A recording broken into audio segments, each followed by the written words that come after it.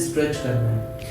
और deep twisting अगर आप कंफर्टेबल हैं तो आप कुछ इस ऑल राइट।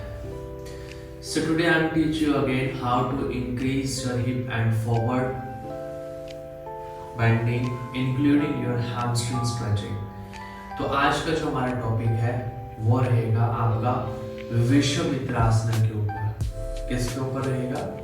विश्वामित्रासन के ऊपर। टेक्निक्स एंड ड्रिल्स, आप किस तरह से विश्वामित्रासन के साथ अभ्यास कर अपनी forward bending, hamstring and hip opening यानी कि पेल्विक पार्ट, जॉइंट्स ओपनिंग को कैसे ओपन कर सकते हैं, उसके ऊपर हम आपको आज पूरा अभ्यास करवाएंगे।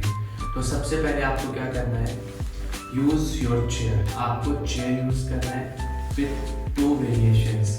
फर्स्ट वेरिएशंस आपके लिए होगी जिसको हम लोग कवर करेंगे बिगिनर टू इंटरमीडिएट लेवल पे। सेकंड वेरिएशन जो हमारी होगी उसको हम लोग कवर करेंगे इंटरमीडिएट टू एडवांस लेवल पे। तो सबसे पहले बिगिनर टू इंटरमीडिएट लेवल, आप सभी को इस तरह से अपने नी स्टैंड के ऊपर खड़े होना है जिसको हम कहते हैं कैमल स्टैंड। ठीक है, अपनी कुर्सी के बिल्कुल सामने ऐसे आप कैमल स्टैंड में खड़े हो जाएंगे। कैमल स्टैंड में खड़े होने के बाद आप अपनी राइट लेग को अपनी चेयर के बिल्कुल सेंटर में रखेंगे, कुछ इस तरह से। ठीक है, दोनों हाथों से चेयर पकड़नी है आपको। हैमस्ट्रिंग को स्ट्रेच करते हुए आपको फॉरवर्ड बेंड करना है। Up inhale, down exhale, up inhale, down exhale. तो ये हो जाएगा आपका पार्ट 1, जिसको हम डिवाइड करेंगे बिगिनर टू इंटरमीडिएट लेवल में। ठीक है, बट अगर आप एडवांस लेवल पे करना चाहते हैं अपनी forward bending and hip opening, तो आपके लिए सेकंड ऑप्शन भी है। बट सेकंड ऑप्शन आप तभी कर सकते हैं अगर आपका लोअर बॉडी यानी कि हिप ओपनिंग अच्छा है। तो सेकंड ऑप्शन भी अगर आप देखना चाहते हैं तो उसके लिए आपको लगेंगे 2 योगा ब्लॉक्स। आप क्या करेंगे, दोनों योगा ब्लॉक्स को अपने हाथों के नीचे रखोगे और अपनी लेग को वैसे ही जैसे आपने पहले किया। लेकिन चेंज क्या रहेगा? चेंज ये रहेगा कि आपको मैक्सिमम हिप ओपनिंग करनी है कुछ इस तरह से, ये। और 1 2 3 4 एंड 5। ठीक है, इस तरह से आपको फिर नीचे की तरफ फॉरवर्ड बेंड करना है। तो ये 2 पार्ट्स हमारे। तो यहाँ से हम सीख सकते हैं कि हम कैसे अपनी बिगिनर से लेकर इंटरमीडिएट से लेकर एडवांस तक फॉरवर्ड बेंडिंग, हिप ओपनिंग का अभ्यास कर सकते हैं अपने विश्वामित्रासन में अपनी चेयर के साथ। Done it? Let's start please.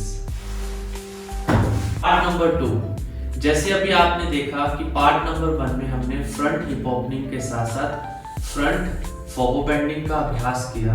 Part 1 में भी वेरिएशन के साथ और साथ में एडवांस वेरिएशन के साथ। वैसे ही अब हम अपनी साइड हिप ओपनिंग के लिए या फिर साइड फॉरवर्ड बेंडिंग के लिए कैसे अपनी हैमस्ट्रिंग को, कैसे हम अपनी बैक को, कैसे हम अपने जॉइंट्स को ओपन कर सकते हैं, सेम सीरीज में वो आप देखें अभी। तो अभी आपको क्या करना है, एक बार फिर से अपने कैमल स्टैंड में खड़े होना है और अपनी लेग को आपने बाहर रखना है ऐसे। लेकिन ध्यान रहे आपका जो लेग है वो बिल्कुल आपके हिप की लाइन पे होना चाहिए, ऐसे पीछे नहीं होना चाहिए। ऐसे पीछे रखोगे तो आपको फिर ग्लूट्स में और फ्रंट बोन में पेन आएगा। ठीक है, तो एकदम सिंगल लाइन में होना चाहिए। हाँ, आगे रख सकते हैं लेकिन पीछे नहीं रख सकते। ठीक है, इसका आपको ध्यान रखना है। तो वैसे ही आप अपनी कुर्सी के पास जाएंगे, आराम से कैमल स्टैंड में खड़े होंगे। ठीक है, और जैसा मैंने अभी आपको ये डेमो में दिखाया, आपका पाँव बिल्कुल आपकी हिप लाइन पे होना चाहिए, पीछे नहीं होना चाहिए। करते समय अगर किसी का टो इनसाइड फॉरवर्ड कर रहा है, इट्स फाइन, नो प्रॉब्लम।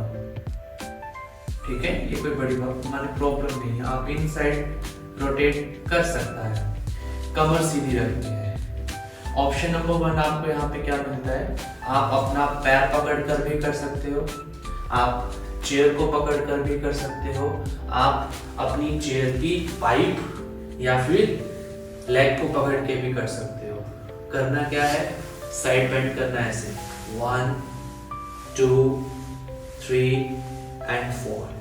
अगर आपने चेयर पकड़ के करना है तब भी कुछ सेम रहेगा ऐसे, 1 2 3 and 4।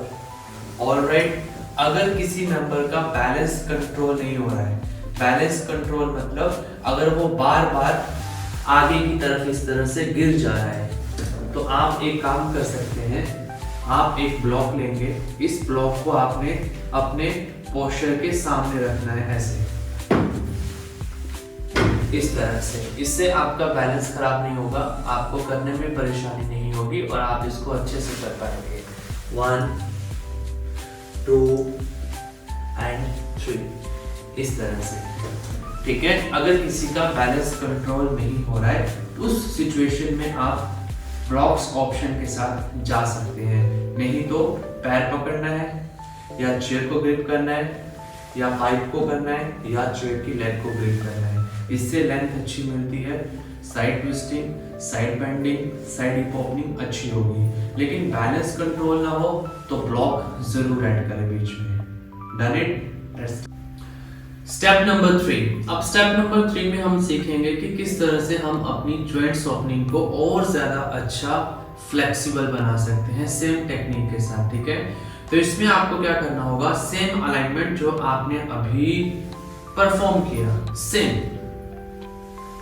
साइड लेग लिफ्टिंग के साथ, ठीक है। तो जैसे अभी हमने ये परफॉर्म किया, camel stand, side leg camel stand.